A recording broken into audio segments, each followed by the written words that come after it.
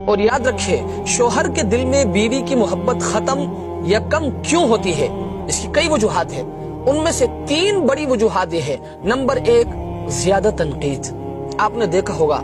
عورت ہر بات پر تنقید کرتی ہے، تم نے یہ کیوں نہیں کیا، تم نے یہ کیوں نہیں کیا، تم نے یہ کیوں نہیں کیا، تم نے یہ کیوں نہیں کیا، تو فلاں کے ساتھ کیوں گیا، تو فلاں کے ساتھ کیوں بیٹھا، تو فلاں کے گھر کیوں گیا، تو نے فلاں کا تذکرہ کیوں کیا۔ تو یاد رکھیے یہ زیادہ تنقید شوہر کے دل سے بیوی کی محبت کو ختم یا کم کر دیتی ہے۔ اور نمبر 2،